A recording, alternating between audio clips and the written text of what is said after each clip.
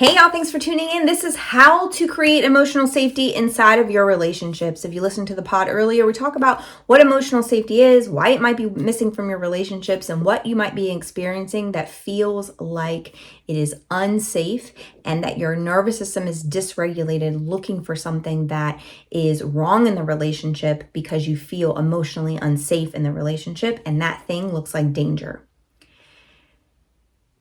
We have to be able to assess our own emotional regulation and safety within ourselves, and then our own emotional safety within relationship.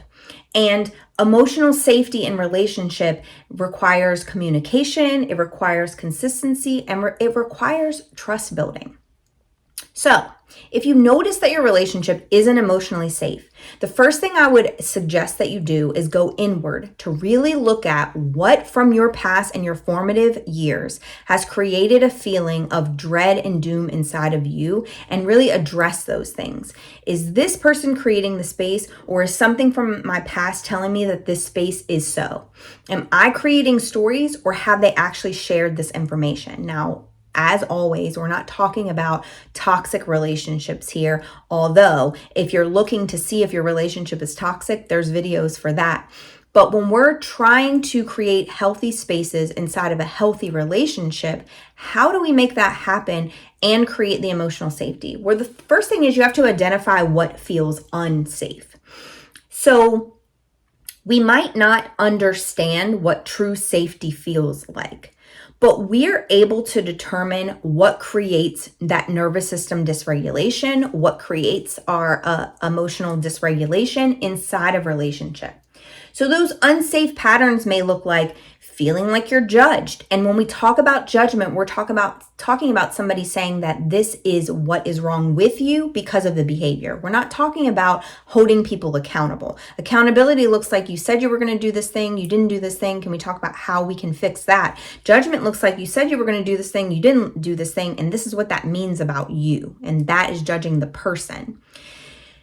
If you feel judged inside of your space, that's going to feel unsafe. If that's a pattern inside of your relationship, then that's something that needs to be dealt with. If you feel like you're constantly walking on eggshells because you don't know if that person is going to be one way or the other, if they're going to be upset about this or that, that is unsafety, and it's an unsafe pattern. You should not have to walk on eggshells in spaces where you're supposed to be safe. Fear of being honest. If you feel like you can't be honest with that person, and we're not talking about honesty in a way that it's hurtful. We're not talking about honesty in a way that it is judgment of the other person. We're talking about, I feel this way when this happens, and I just want to be honest about the way that I'm feeling inside of this. And let's have a conversation about it. If you can't be open and honest with this person, share the way that you feel, share the way that you're experiencing the situation, that is an unsafe environment. Inconsistent communication, where they're one day they're telling you all the things that they love about you, the next day they're telling you all the things they hate about you. Sometimes they're open and honest and they tell you all the things, sometimes they don't tell you anything. And so all of that inconsistency period creates a space where you feel unsafe, and your body recognizes those unsafe patterns before your brain even acknowledges them. So when you start to feel your body doing something in a space, that alerts you that you feel unsafe. And now it's time to assess, am I unsafe because of something I carried with me into this space? Or do I feel unsafe because of the space itself? What's going on here? And assessing both of those spaces, internally and externally. The second step is to be able to communicate your needs clearly. If you're in an unsafe space where someone is going to hurt you, this is not the advice that I would give you, because that advice would probably put you in a more unsafe environment. So again, this is not about toxic relationships, but if you're in a healthy relationship that you want to feel safe, you should be able to communicate what you need clearly.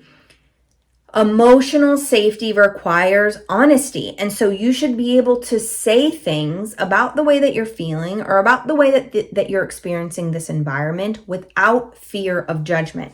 So things like, I need time to process this before I have a conversation about it. Or I feel overwhelmed when this happens and I really wish that we could do it a different way. Or it would really help me if, fill in the blank here. Clarity builds connection. So if the person knows exactly what you need, That is going to help for you to feel more connected. If you're able to say, this makes me uncomfortable, and I'm going to explain to you why, and let's talk about what's going on inside of that situation. That is an honest path of communication that is going to make you feel emotionally safe inside of your relationship. The third step is to not assume delusionally that relationships that are healthy do not have conflict, because that is not true.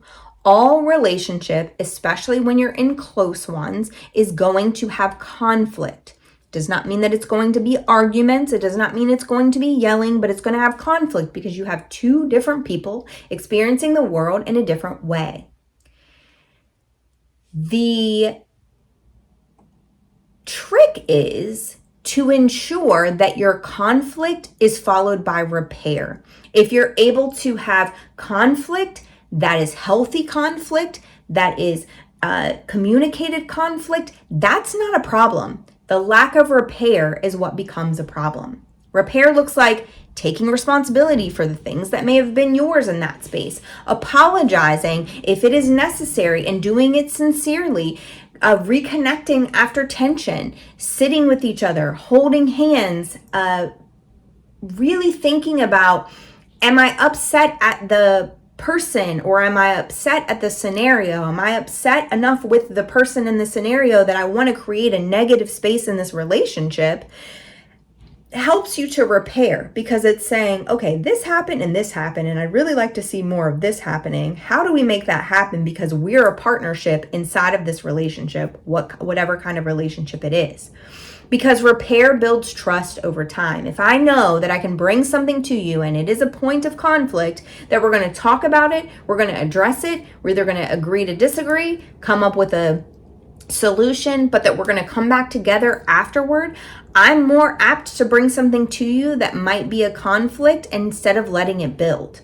But if I feel like every time I bring something to you, it's going to be 3 months of us having tension, I'm probably going to be like, you know what? I'd rather deal with that myself, because I don't want to have tension for months. So it's really thinking about, how do we repair, and practicing making that happen. And then the fourth step is just building consistency. Safety is created through repeated experiences over time. So if this thing happens every time, if I'm unable to identify what feels, unsafe,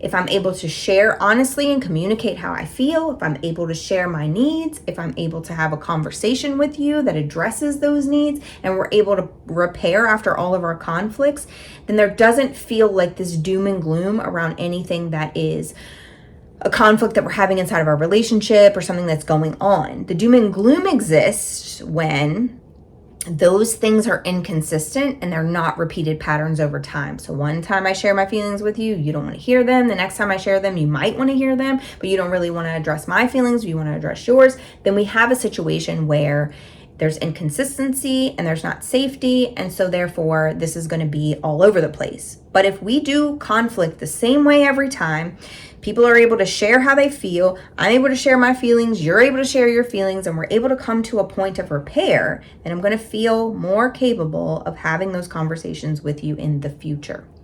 So you can build emotional safety in your relationships. It's not a lost cause, but you need to make sure that you're both regulating your own emotions individually, and then also coming in the space together to be able to regulate the relationship in a safe way.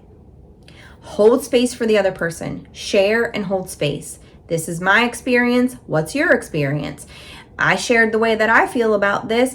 I'm curious to know what it is that you experienced in that environment, because it doesn't seem like we're experiencing it the same way. Your patterns of old don't have to be your patterns of now or in the future. You have to just change the patterns and the behaviors that created those patterns by doing things differently. Create a disruption to the pattern by changing the behavior, and then that changes the cycle. Thank you guys for tuning in. I hope this video was helpful. Please remember to go on my socials, follow me there, like and subscribe to this channel, and share this video with somebody that may need it, because knowledge gained and kept to yourself is selfish, but shared with the world could just be the catalyst for change that they need to break free from the bondage that they're in and to surrender it over to God so that they may live a life of freedom. I appreciate you guys. Thank you for tuning in, and I'll see you again next time.